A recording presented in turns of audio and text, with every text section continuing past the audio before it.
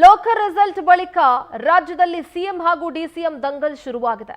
ಕಾಂಗ್ರೆಸ್ನಲ್ಲೇ ಶುರುವಾಗಿದೆ CM DCM ಬಣಗಳ fight.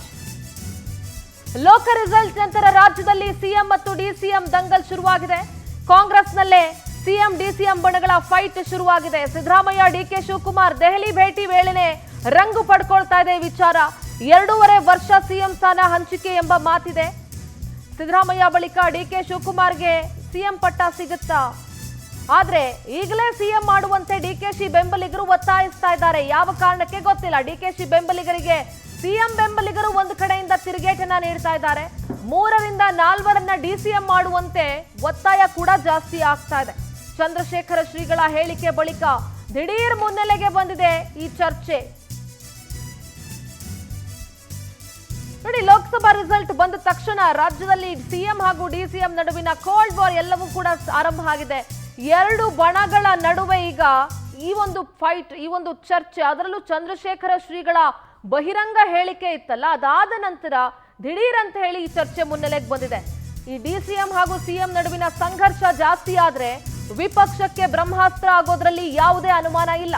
ಈ ಚರ್ಚೆಗೆ ಬ್ರೇಕ್ ಹಾಕದೇ ಇದ್ರೆ ಕಾಂಗ್ರೆಸ್ ಪಕ್ಷಕ್ಕೆ ಹೊಡೆತ ಬೀಳೋದು ಗ್ಯಾರಂಟಿ. ಹೀಗಾಗಿ ಹೈಕಮಾಂಡ್ ಮಧ್ಯಪ್ರವೇಶಕ್ಕೆ ಸಿಎಂ ಮನವಿ ಮಾಡುವಂತಹ ಸಾಧ್ಯತೆ ಇದೆ. ಒಂದು ವೇಳೆ ಸಿಎಂ ಬದಲಾವಣೆ ಚರ್ಚೆಗೆ ಬ್ರೇಕ್ ಹಾಕುತ್ತಾ ಹೈಕಮಾಂಡ್, ಡಿಸಿಎಂ ಕೂಗಿಗೂ ಕೂಡ ರಾಹುಲ್ ಗಾಂಧಿ ಅಥವಾ ಖರ್ಗೆ ಯಾರಾದ್ರೂ ಒಬ್ರು ಬ್ರೇಕ್ ಹಾಕ್ತಾರಾ? ಒಂದ್ ಕಡೆ ಸಿಎಂ ಮಾಡಬೇಕು, ಬದಲಾಯಿಸಬೇಕು ಅಂತ, ಇನ್ನೊಂದ್ ಕಡೆ ಹೆಚ್ಚುವರಿ ಡಿಸಿಎಂ ಹುದ್ದೆಗಳನ್ನ ಸೃಷ್ಟಿ ಮಾಡಿ ಅಂತ. ಏನಾಗ್ತಾ ಇದೆ ಕಾಂಗ್ರೆಸ್ ನಾಯಕರಿಗೆ ಅನ್ನೋದು ಅರ್ಥ ಆಗ್ತಾ ಇಲ್ಲ. ಜನ 136 ಸೀಟ್ಗಳನ್ನ ಕೊಟ್ಟು, ಮ್ಯಾಂಡೇಟ್ ಕೊಟ್ಟು ಸರ್ಕಾರವನ್ನ ತಂದ್ರೆ ಒಂದೊಳ್ಳೆ ರೀತಿಯ ಆಡಳಿತವನ್ನ ನೀಡೋದು ಬಿಟ್ಟು, ಅಭಿವೃದ್ಧಿ ಕಾರ್ಯಗಳ ಬಗ್ಗೆ ಚರ್ಚೆ ಮಾಡೋದು ಬಿಟ್ಟು, ಸಿಎಂ ಈ ಸ್ಥಾನ ಅವ್ರಿಗೆ ಬಿಟ್ಕೊಡಿ, ಅವ್ರ ಸ್ಥಾನ ಇವ್ರಿಗೆ ಬಿಟ್ಕೊಡಿ, ಈ ಕಡೆ ಸ್ವಾಮೀಜಿಗಳು ಕೇಳೋದಂತೆ, ಈ ಕಡೆ ಬೆಂಬಲಿಗರು ಕೇಳೋದಂತೆ.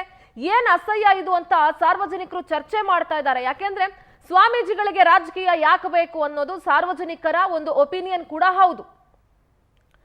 ರಾಜಕೀಯದಲ್ಲಿ ಸ್ವಾಮೀಜಿಗಳು ಯಾಕೆ ಒಳಪ್ರವೇಶ ಮಾಡಬೇಕು ಅನ್ನುವಂತ ಒಂದು ಮಾತು ಕೂಡ ಇದೆ.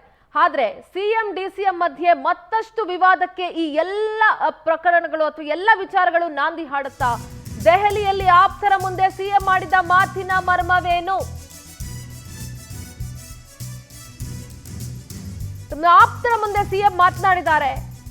ಹೇಳ್ಕೊಟ್ಟು ಮಾಡಿಸಿರೋದು ಅಂತ ಸಿಎಂ ಸಿದ್ದರಾಮಯ್ಯ ಹೇಳಿದ್ದಾರೆ. ಲಿಫ್ಟ್ ನಲ್ಲಿ ಸಚಿವರಾದ ಜಾರ್ಜ್ ಹಾಗೂ ಪರಂ ಮುಂದೆ ಸಿಎಂ ಮಾತನಾಡಿದ್ದಾರೆ.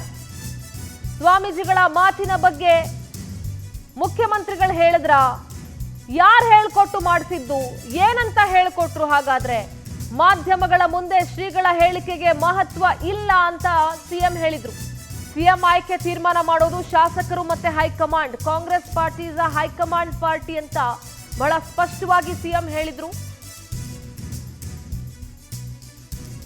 ಸಿಎಂ ಸಿದ್ದರಾಮಯ್ಯನವರು ತಮ್ಮ ಆಪ್ತರ ಮುಂದೆ ಏನು ಮಾತನಾಡಿದ್ರು, ಮಾಧ್ಯಮಗಳಿಗೆ ಏನ್ ಹೇಳಿಕೆ ಕೊಟ್ರು, ಕೇಳಿಸ್ಕೊಳ್ಳಿ ಒಂದ್ಸಲ.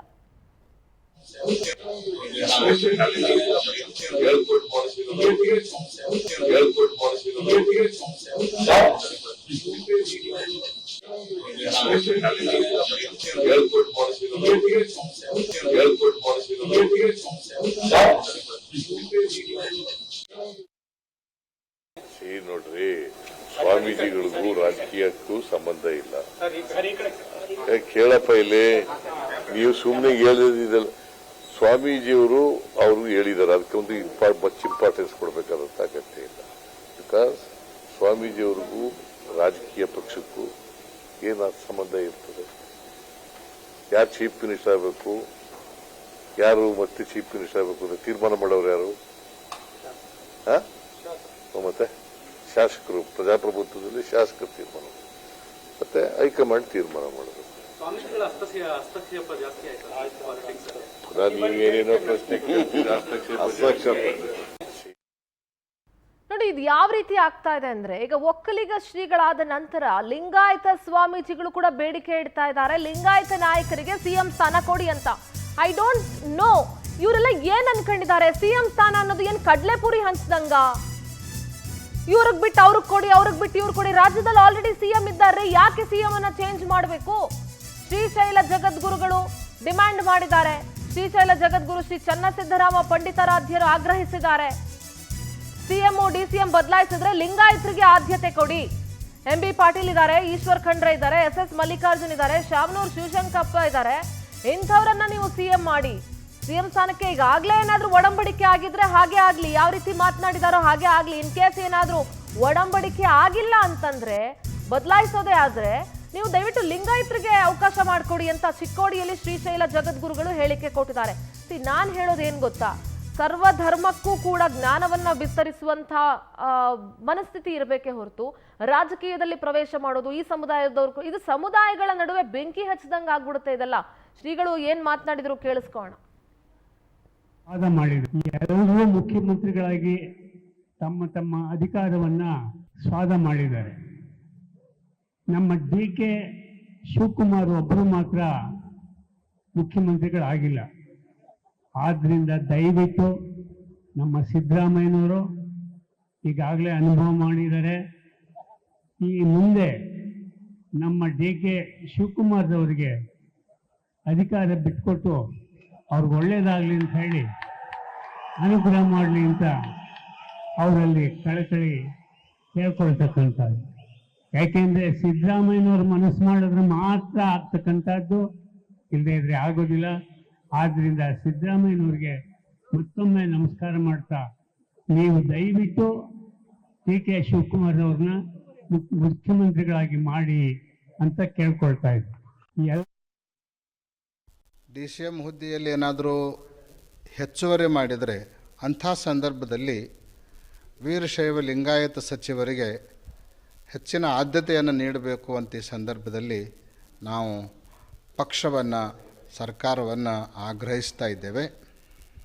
ಕಾರಣ ಏನು ಅಂದರೆ, ಸರ್ಕಾರ ರಚನೆಯ ಸಂದರ್ಭದಲ್ಲಿ ವೀರಶೈವ ಲಿಂಗಾಯತ ಮತಗಳೇ ನಿರ್ಣಾಯಕವಾಗಿ ಪಾತ್ರವನ್ನು ನಿರ್ವಹಿಸಿರುವಂಥದ್ದು ಸರ್ವವಿದಿತವಾಗಿರುವಂಥ ಸಂಗತಿ. ಆ ಹಿನ್ನೆಲೆಯಲ್ಲಿ ವೀರಶೈವ ಲಿಂಗಾಯತ ಸಚಿವರಿಗೆ ಆದ್ಯತೆಯನ್ನು ಕೊಡಬೇಕು. ಅದರಲ್ಲಿ ಈಶ್ವರ್ ಖಂಡ್ರೆ ಅವರಿದ್ದಾರೆ, ಎಂ ಬಿ ಪಾಟೀಲ್ರಿದ್ದಾರೆ, SS ಮಲ್ಲಿಕಾರ್ಜುನ್, ಶಾಮನೂರ್ ಅವರಿದ್ದಾರೆ. ಅಂಥವರನ್ನೆಲ್ಲ ಈ ಸಂದರ್ಭದಲ್ಲಿ ಪರಿಗಣಿಸಿ ಅವರ ಅನುಭವವನ್ನು ಬಳಸಿಕೊಳ್ಬೇಕು, ಅವರಿಗೆ ಅವಕಾಶವನ್ನು ನೀಡಬೇಕು ಅಂಥೇಳಿ ಈ ಸಂದರ್ಭದಲ್ಲಿ ನಾವು ಆಗ್ರಹಿಸ್ತಾ ಇದ್ದೇವೆ.